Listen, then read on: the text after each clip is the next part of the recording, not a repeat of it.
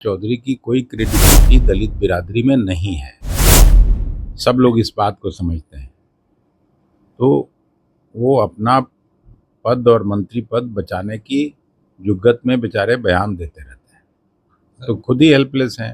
ऐसा गरीब राज्य इसको अफोर्ड नहीं कर सकता है। केरला सबसे शिक्षित राज्य है पूरे देश का, वहाँ की सरकार ने मना किया। भारतीय जनता पार्टी और शिवसेना की मिलीजुली सरकार है महाराष्ट्र में, उन लोगों ने मना किया। प्रधानमंत्री जी के गृह राज्य गुजरात में 50,000 से ज़्यादा मीटर लगने के बाद वहाँ के लोगों के दबाव की वजह से वहाँ भी रोक लग गया। नमस्कार, आप देख रहे हैं न्यूज फॉर नेशन। मैं आपके साथ अभिजीत सिंह। 2025 बिहार विधानसभा के चुनाव के लिए तमाम राजनीतिक पार्टियां हैं वो जुड़ चुके हैं। वहीं बात करें तो दलित वोटों की साधने में तमाम राजनीतिक पार्टियां जुड़ चुकी है। और वहीं बिहार सरकार के मंत्री अशोक चौधरी ने बड़ा ऐलान कर दिया है कि 26 नवंबर को पटना के बापू सभागार में दलित को जुटान करेंगे और संविधान बचाने की जो बात कर रहे हैं, भीम संसद का आयोजन किया जा रहा है। इसी को लेकर जब सवाल किया गया कांग्रेस प्रदेश अध्यक्ष अखिलेश प्रसाद सिंह से, तो बड़ा बयान देते हुए नजर आ रहे हैं अशोक चौधरी पर। पहले क्या कुछ कर रहे हैं, पहले सुनिए उनकी बातों को। नहीं, 16 तारीख को जिला में प्रभावी प्रदर्शन करेगी कांग्रेस पार्टी लोगों से मिलके, और जब तक स्मार्ट मीटर का ये समस्या ख़त्म नहीं होगा, बिहार की जनता त्राहिमाम कर रही है। जिस तरह से बढ़ा हुआ बिजली बिल आ रहा है, लोग अफोर्ड नहीं कर सकते हैं। बिहार जैसा गरीब राज्य इसको अफोर्ड नहीं कर सकता है। केरला सबसे शिक्षित राज्य है पूरे देश का, वहाँ की सरकार ने मना किया। भारतीय जनता पार्टी और शिवसेना की मिलीजुली सरकार है महाराष्ट्र में, उन लोगों ने मना किया। प्रधानमंत्री जी के गृह राज्य गुजरात में 50,000 से ज़्यादा मीटर लगने के बाद वहाँ के लोगों के दबाव की वजह से वहाँ भी रोक लग गया।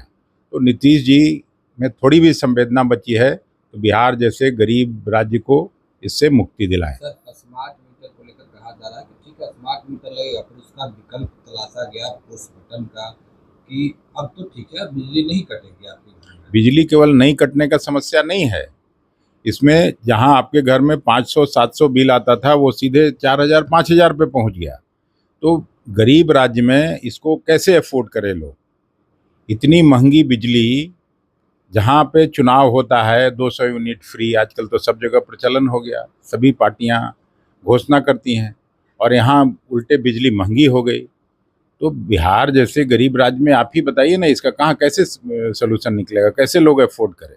सब पार्टी के जो लोग हैं वो क्रेडिट लेने के लिए लगे हुए हैं। आरजेडी के लोग कह रहे हैं कि पहले देखिए, कांग्रेस पार्टी 2 महीना से इस आंदोलन में लगी हुई है। जब लोग लगातार फ़ोन करने लगे, बेतिया में, चनपटिया में, बगहा में, मोतिहारी में, मुजफ्फरपुर में, मधुबनी में, सब जगह। और आपको अगर याद होगा तो पिछले 19 सितंबर को कांग्रेस सेवा दल के लोगों ने यात्रा की थी जन जागरण के लिए, यहाँ से लेके बोधगया तक 150 किलोमीटर की पदयात्रा की, और उसका समापन फिर बोधगया में जाके हम लोगों ने कराया। और उसके बाद जन जागरण सप्ताह 2 तारीख से 7 तारीख तक, जिसमें हमने शुरू किया था नालंदा से, और भभुआ में 5 तारीख को मीटिंग हुई थी जिसमें आदरणीय मोहन प्रकाश जी भी सम्मिलित हुए थे, कांग्रेस के जो प्रभारी हैं बिहार के।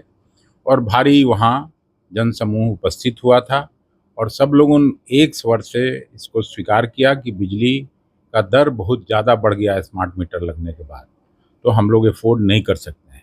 तो कांग्रेस पार्टी रिस्पॉन्सिबल पार्टी है, और इसको हम लोग मूक दर्शक होके कांग्रेस नीतीश और मोदी सरकार के इस नीति को मूक दर्शक होके नहीं देख सकते। इसका हम लोग मुखालफत करेंगे और जनता को सहूलियत दिलाने का काम करेंगे। 16 अक्टूबर से नेता प्रतिपक्ष तेजस्वी यादव फिर से बिहार यात्रा पर निकले हुए, लेकिन विपक्ष बोलते हैं बाढ़ के समय में तो गायब होते हैं नेता प्रतिपक्ष, और अब यात्रा पर निकल रहे हैं। अरे भाई, जिसको काम करना है, आपको बिहार की जनता ने शासन सत्ता की चाबी सौंपी, और आप कमेंट करके नहीं बच सकते हैं। अपने उत्तरदायित्वों का निर्वहन करिए। तेजस्वी यादव और विपक्ष के पर निशाना साधने के बजाय जनता की सहूलियत बढ़ाइए, जनता की सुख सुविधा का ख्याल करिए। बढ़ती हुई महंगाई और बेरोजगारी से पूरी जनता बिहार की त्रस्त है।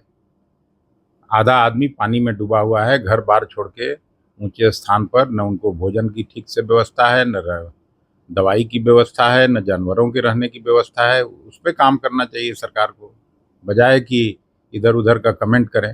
लेकिन 2025 का विधानसभा का चुनाव है, ऐसे में दलित वोटरों को साधने की अब कहीं कोशिश की जा रही है। अब अशोक चौधरी हैं, फिर से भीम संसद का आयोजन के संविधान बचाने की बात कर रहे हैं और दलितों को जुटान करने वाले अशोक हैं। चौधरी की कोई क्रेडिबिलिटी दलित बिरादरी में नहीं है, सब लोग इस बात को समझते हैं। तो वो अपना पद और मंत्री पद बचाने की जुग्गत में बेचारे बयान देते रहते हैं, तो खुद ही हेल्पलेस हैं। बिहार में उपचुनाव होना है, इसको लेकर महागठबंधन के लोग बिहार में उपचुनाव होना है, इसको लेकर आप लोग कितने तैयार हैं?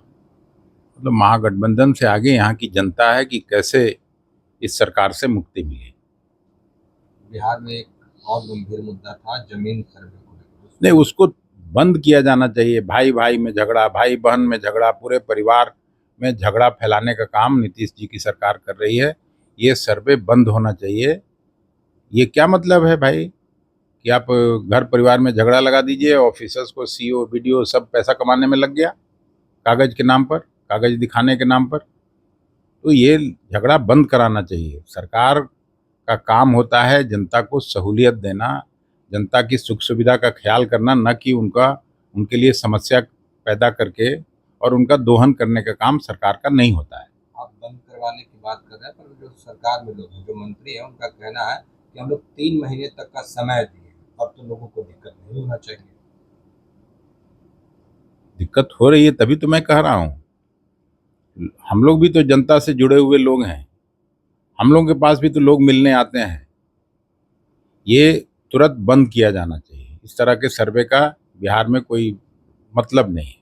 सुना अशोक चौधरी पर किस तरह से जो कांग्रेस के प्रदेश अध्यक्ष हैं अखिलेश प्रसाद सिंह ने साफ तौर पे कहा है कि जिस तरह से वो कोई भी कर रहे हैं कार्य तो वो अपना मंत्री और पद बचाने के लिए कर रहे हैं और उनको दलित में कोई पकड़ नहीं है। और जिस तरह से स्मार्ट मीटर को लेकर लगातार जो विपक्ष है, जो कांग्रेस है, वो प्रदर्शन कर रहे हैं, उसको लेकर भी क्या कुछ कहा आपने सुना। इस तमाम खबरों में न्यूज़ के साथ